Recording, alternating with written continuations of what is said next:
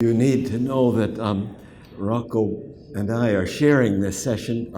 It's on von Hildebrand's social philosophy, and I'll summarize a few first principles of his social philosophy, and then hand it over to the much more interesting discussion that he'll offer on the way in which this social philosophy was applied in von Hildebrand's struggle in Vienna. So what you see in reading these, we call them wartime papers, these selections from his Vienna journal that are at the back of My Battle with Hitler, you see his social philosophy everywhere in those papers, and especially in the one entitled Person and Community, with its 16 points. That is perhaps the most detailed statement in the book of his social philosophy. But what one needs to know is that von Hildebrand had been working on social philosophy in the previous years, and in 1930 he published one of his major works called Die Metaphysik der Gemeinschaft, or the Metaphysics of Community, a major work of his that we will be translating and getting into circulation. That's one of the big, still outstanding challenges of the Legacy Project. But it was a kind of providential arrangement in von Hildebrand's life that he was led by just the direction of his philosophical inspiration to explore the nature of community and a personalist understanding of community.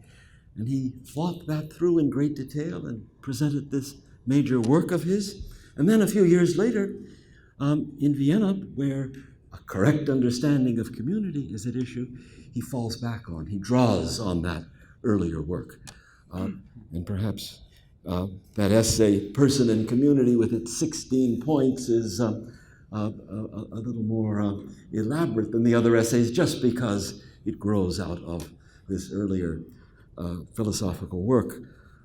So I want to just capture a few fundamental ideas from this social philosophy, and this may also be an aid to you in reading and rereading in these papers of von Hildebrand. Now, he has an elaborate philosophy of intersubjectivity that centers around the I-thou encounter. But in this work, it's rather the distinct theme of community. So it's what happens socially when I don't just encounter another, I to thou, but when a we is formed, when there's some living one with another in some kind of basic solidarity. That's the idea of community that interests von Hildebrand in his earlier work, into which he returns again and again in the essays. So he often lays out what he calls the classic communities. And we get typically a list like this. There's, of course, family. There is the national community, which he sharply distinguishes from the political community or the state. There is the community of mankind, a very significant community for von Hildebrand. And, of course, the church. And within those, you can distinguish communities like a religious order or a battalion in the army. So wherever there is this living one with another in some solidarity centered around some fundamental good, you've got community in his sense. And one first big affirmation that he makes about community in all its forms is this, that the individual person who is the member of the community must never be conceived as a mere part, having no other reason for being except to build up the community. That's the collectivist deception or seduction that I mentioned already in my previous presentation on von Hildebrand's personalism. But the point is so important, I'm going to let the von Hildebrand idea just be summed up in a striking passage from Centesimus Annus, which a passage that could as well have been written by von Hildebrand himself. So there John Paul says, socialism considers the individual person simply as an element, a molecule within the social organism, so that the good of the individual is completely subordinated to the functioning of the socio-economic mechanism. Socialism likewise maintains that the good of the individual can be realized without reference to his free choice, to the unique and exclusive responsibility which he exercises in the face of good and evil. Man is thus reduced to a series of social relationships, and the concept of the person as the autonomous subject of moral decision disappears. So that holds not only for the political community of which Wojtyła speaks, but for any community, in the family too, or the nation. The person is never a mere part. There's a wonderful formulation in Thomas Aquinas at this point. He speaks of the ratio personae, which means the very idea of a person. And he says it is fundamentally opposed to the ratio partis, to the very idea of a part. The idea being that each person is established in a certain wholeness, connected with the fact that each person can stand vis-a-vis the whole, God and the world, and is thereby constituted somehow as his or her own whole. That's the truth about the person that resists this incorporation as mere part. So that protest against collectivism, the collectivistic dissolution of the individual, is one of the most basic affirmations that von Hildebrand wants to make about community in all its forms. At the same time, von Hildebrand insists that we are made for community, for living in solidarity one with another, and made for this just like we're made for that I-thou encounter. Martin Buber describes so memorably how impoverished the I is when it takes the other just as it, and what an abundance of life awakens in the person when he takes the other as thou. So there's a similar idea in von Hildebrand that by entering into these bonds of community and living in this solidarity one with another, there is a coming of the person to him or herself, so that living in community is just as fundamental for me as existing as a being which is no mere part, but its own whole. One has to hold together that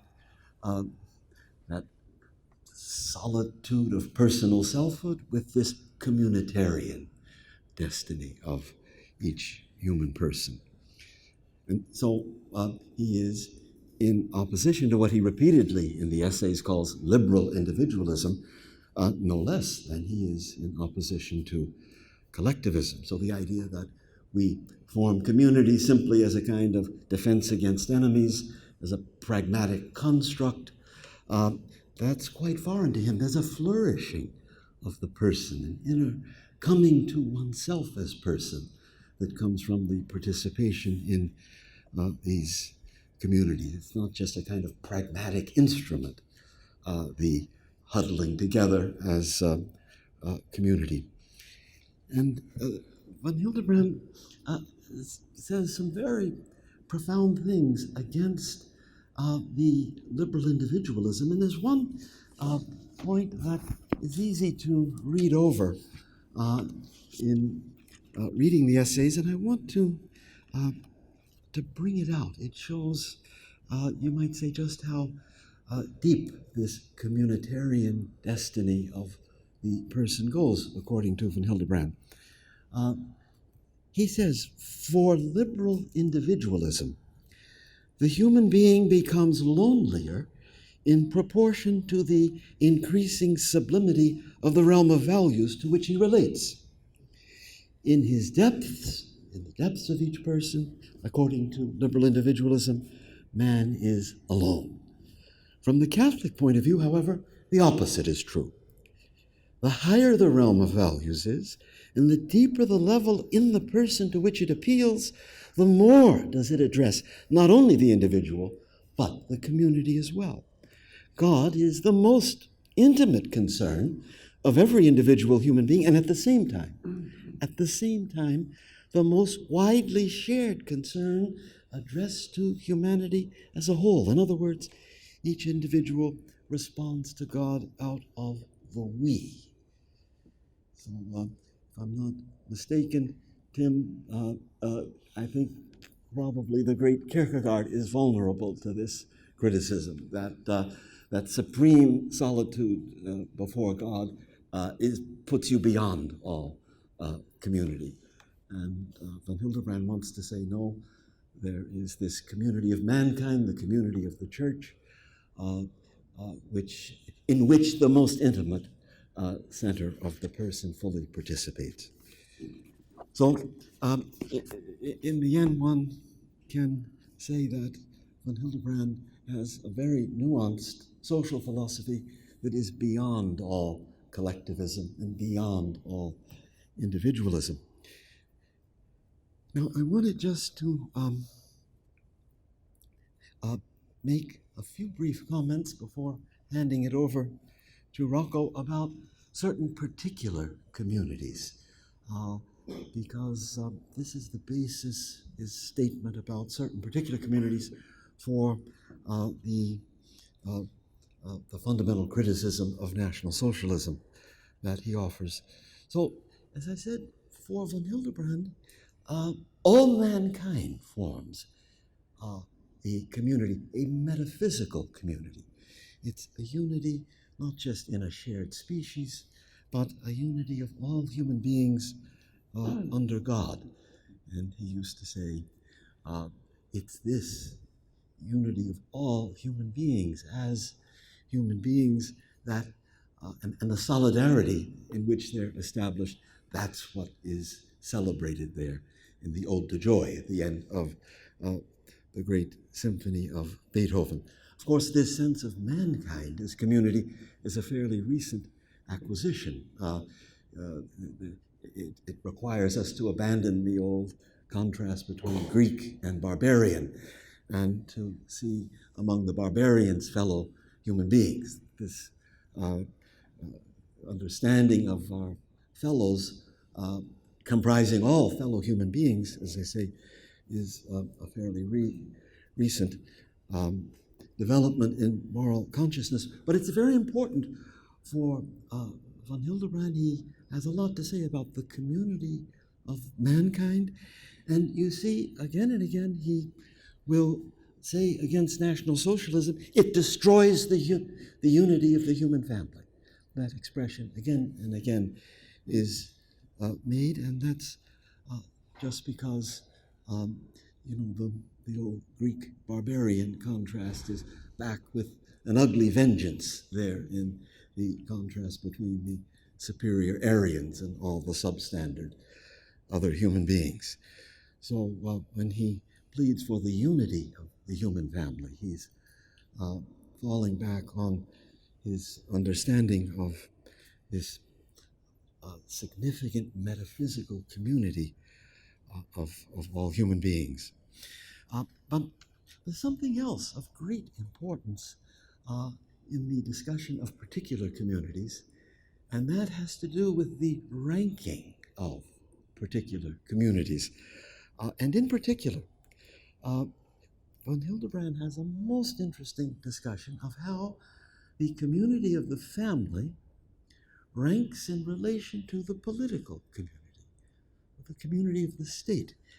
And he says that the dignity proper to the familial community, the familiaris consortio, as John Paul said, that dignity is often underrated, and you can see it already, in a sense, in Aristotle. You have the idea that social life begins with man and woman coming together for reproduction, and then there's the family, and then the clan, and then the polis. And for Aristotle, this is by far the most dignified and serious community. The polis, for one thing, he says, it has an independence that the familial community does not have. It needs the support and protection of the polis. The polis stands more on its own. But also deep in our thinking, our natural instinctive thinking about family and the political community, is this idea that there's something private and subjective about the family, and something objective and serious and public about the political community. So, the old idea, the women stay home and care for the children, but the men, they are involved in what's really important. They distinguish themselves in the political assemblies of the polis. So, as against that tendency, whether in Aristotle or in our own instinctive thinking about these communities, to rank the political community above the family, von Hildebrand argues, on the contrary, there is an important respect in which the family has to be honored as a far more significant community than the political community. And this is where his personalism comes to his aid.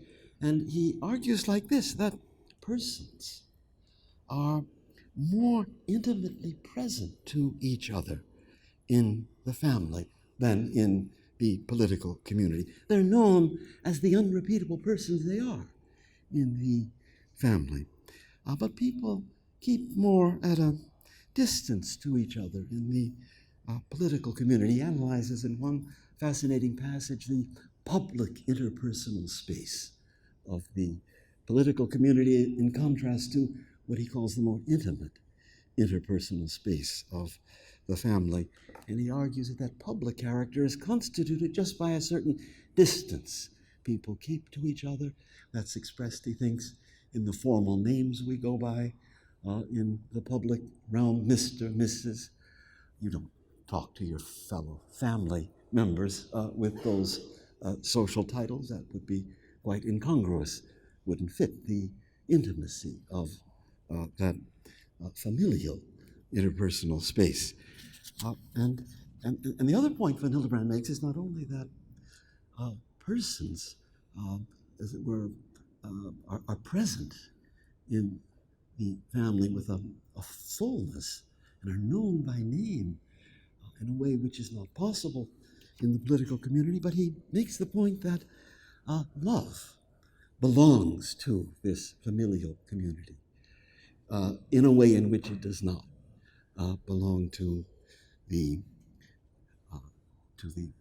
state or the political community. He thinks that you have a kind of more cool respect one for another in that public space of the political community, but that it's a more real interpersonal love that is the life of any familial community that really is in order as a familial community.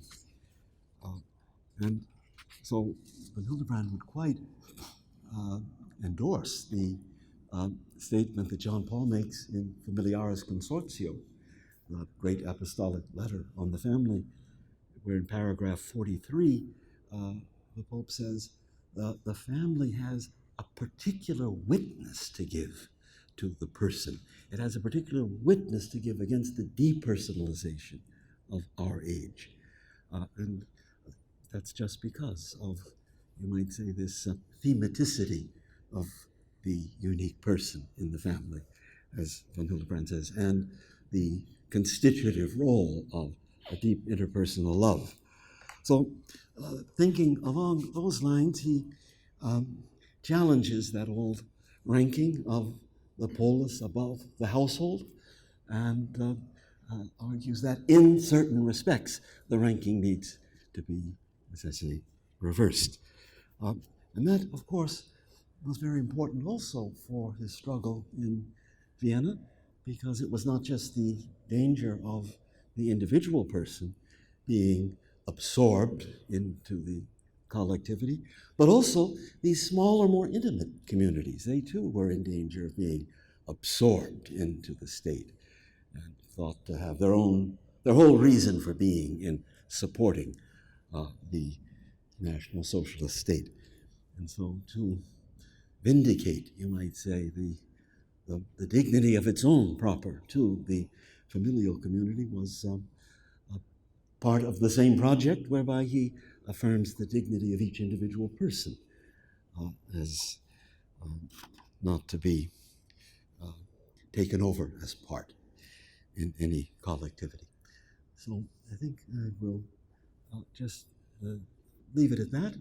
Hopefully it gives you a few points that will help you to see more in the wartime papers of von Hildebrand and whet your appetite for the appearance in a year or two of von Hildebrand's great treatise on the metaphysics of community. How could we continue? We could continue moving from the Metaphysik der Gemeinschaft to the Christliche Standestaat. The Christliche Standestaat is a magazine that was published by, and largely written, because there were very few other authors, largely written directly by von Hildebrand in Vienna. And it was the magazine of his struggle against National Socialism in support of Dollfuss and of Austria. Which kind of reading are we willing to do of the Christliche Standestaat? We will try to make a particular reading that tries to see the fundamental categories that are used by von Hildebrand and that might be generalized, that is, might be reused to try an analysis of phenomena similar to National Socialism.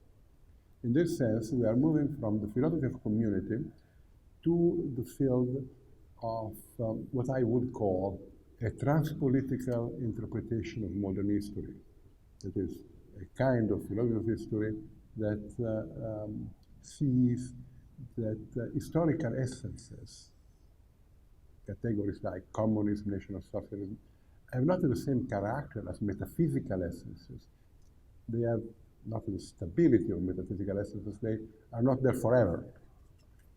They live in history, and nevertheless, they have a stability of their own and an essence of their own, so much so that if you do not understand this essence, you are not likely to take the right political stand in front of them.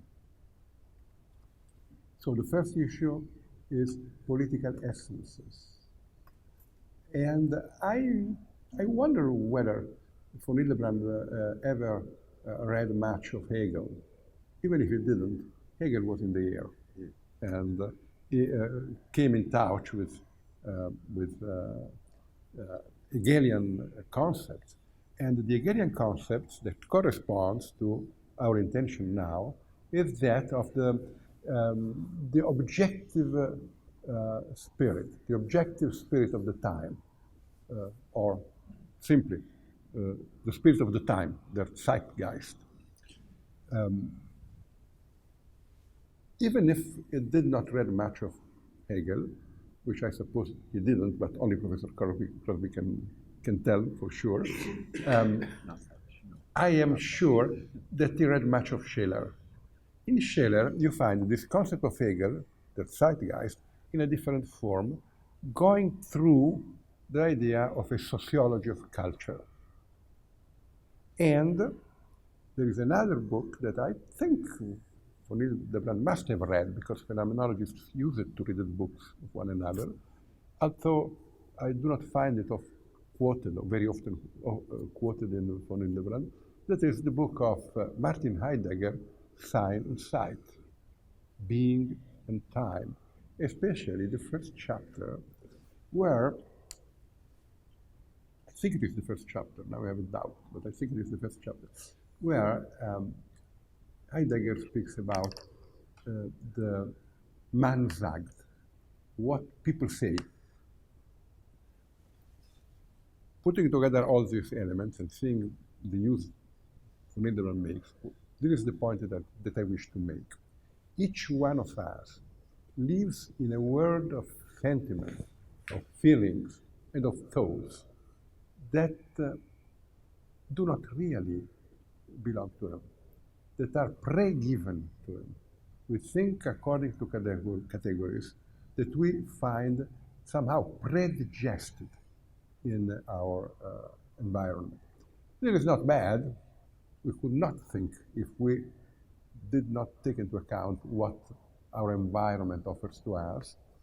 But nevertheless, if you want to know what you think, you must have, and here Heidegger, I am not an admirer of Heidegger, but here he writes very beautiful pages.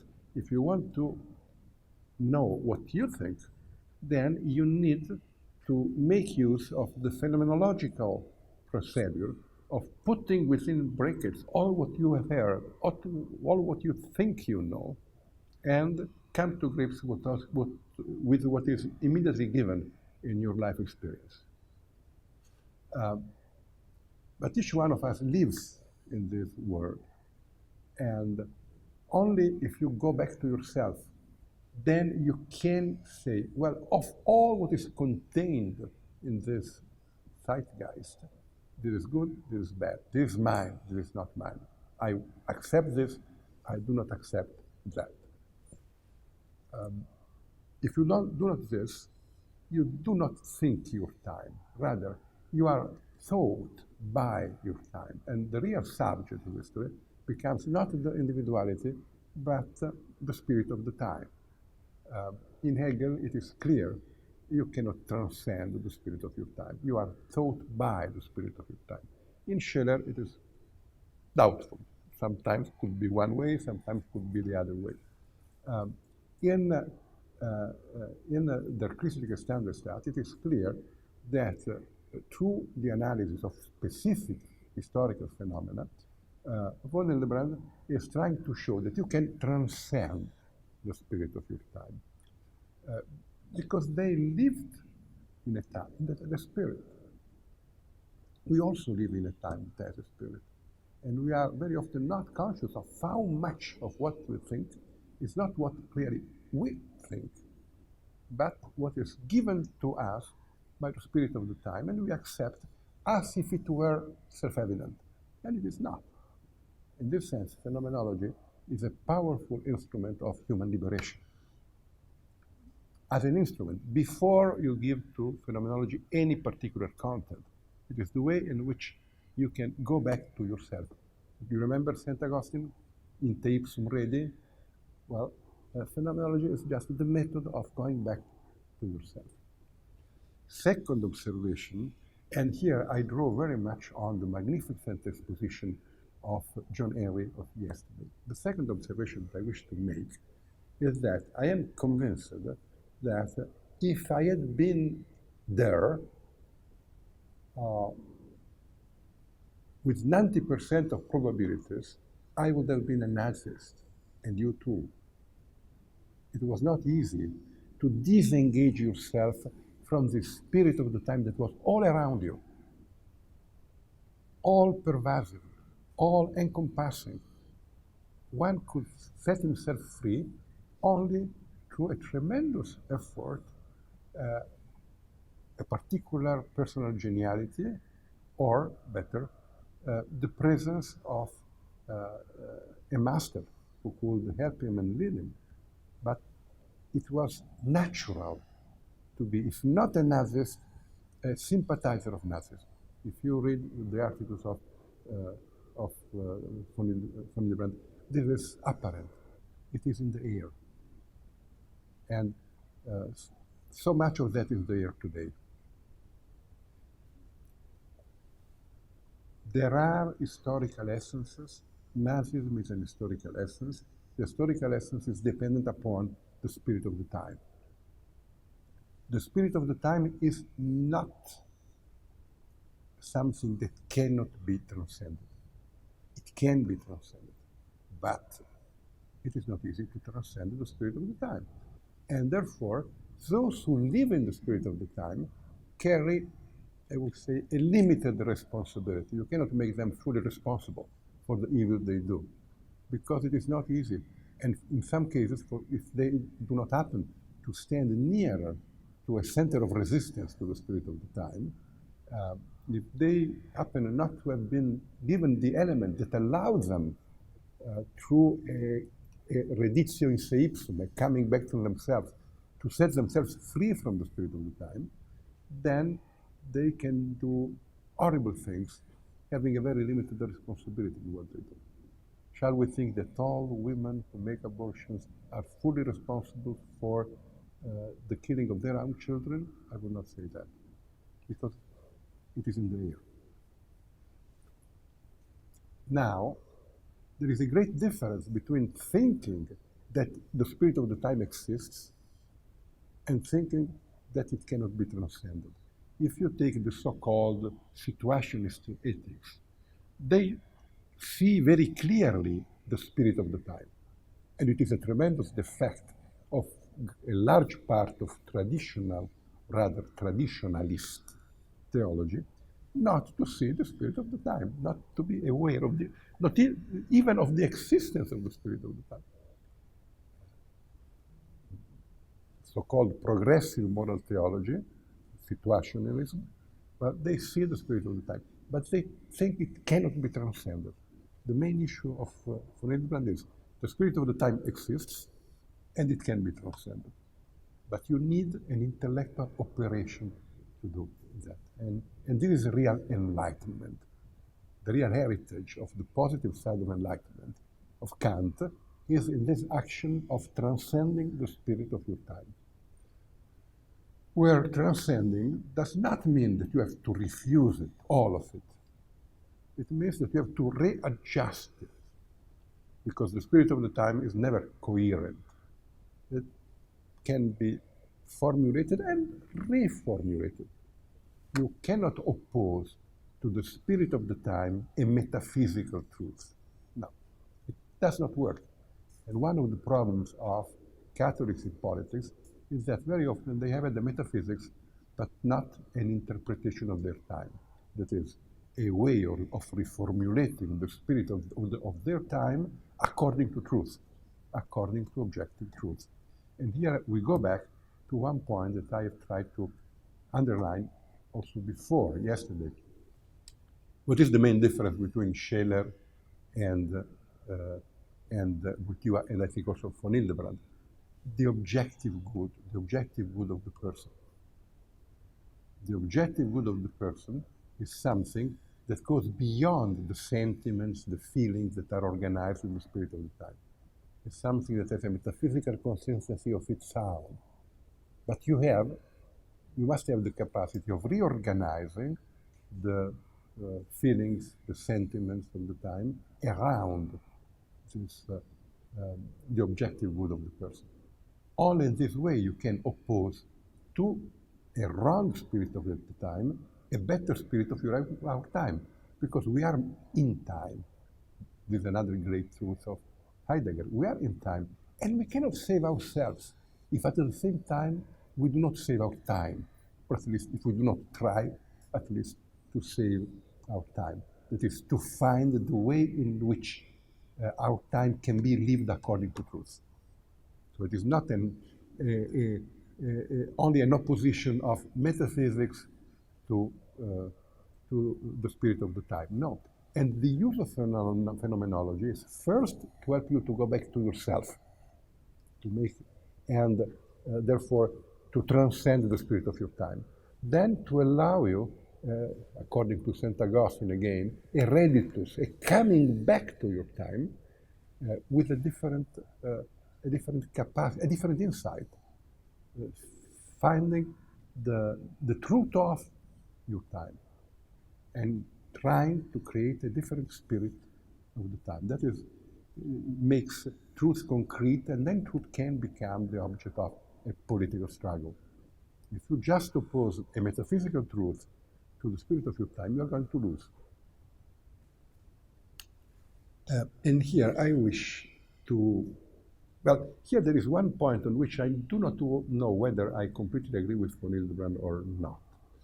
Von Hildebrand stresses the importance of beauty as an introduction to truth. Beauty is the divine splendor of truth that makes truth perceivable. I think it is originally of Plato. Nevertheless, please do not hate me for what I am about to say. National Socialism was beautiful. They had a genius for movies, for popular art, that is quite comparable to Hollywood. That is a good reason why we should not trust Hollywood, by the way. If you look, if you watch, I give you an example. If you watch The Triumph of the Will, it is a movie made by Lilian Riefenstahl. Lilian Riefenstahl was an art director who was really a genius. It is beautiful. You feel taken. You start marching together with them. Before you ask yourself, what am I doing? What is the content of objective truth around which these sentiments, these beautiful sentiments, are organized?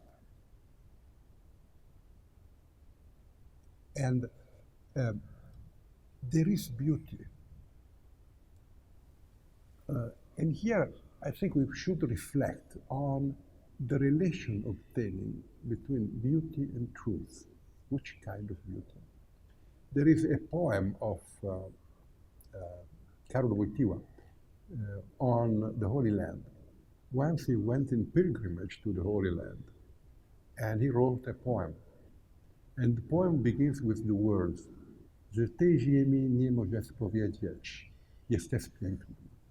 Of this land, you cannot say you are beautiful. Quite the opposite. And then he goes back to a particular kind of beauty, the beauty of the servant of Yahweh. You know, Isaiah, the servant of Yahweh, he is not beautiful, he is ugly. He is ugly because he carries upon himself all the sins of the world. And this is, in one sense, the objective truth completely separated of all elements that make it beautiful to the human senses. It is the night of the faith of St. John of the Cross. But through this night of the faith, you become able to perceive a different kind of beauty that does not deny all the other kinds of beauty, but nevertheless gives them a center. Because beauty can be the introduction to truth, but can be also the highest device of the devil to lead you astray. There is also a demonic beauty. Some words of ours carry in themselves a demonic character. Think of Hieronymus Bosch, for instance, one of the greatest artists in which a demonic element is absolutely present. This moment, the moment of the cross, is the moment that you cannot escape. If you want to see the point in which sensible beauty leads you to eternal beauty, to metaphysical beauty. And there's also the point that you cannot escape if you want to reach objective truth within your time. And this is the point where, let us say, philosophy and theology come nearest. And to be a good philosopher, you need, if not to be a Christian, at least the help of the grace of God. Of course, God is free to give His grace out of the borders of the Catholic Church, and He does. But there is the last temptation. Perhaps I could stop here. Or have I still? No, another element that I wanted to introduce is that all this was politically concrete. It was politically concrete. It was not abstract. It is a political struggle. And what does it mean that von Hildebrand enters into the spirit of the time, enters into the system of sentiments that constitute German identity? German identity is an historical essence. It does not say German identity is bad. Not at all. It says Hitler is betraying true German identity. Because true German identity incorporates the element of the objective good. And he opposes two visions of German identity. That of Hitler, we could say, in one sense, that of Prussia.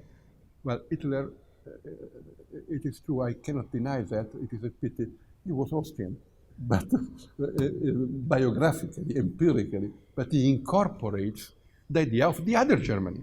That's the reason why he wants the Anschluss of Austria to Germany, the other Germany, a Germany that tries to ground its pretense to world domination through a complete break with the Christian tradition.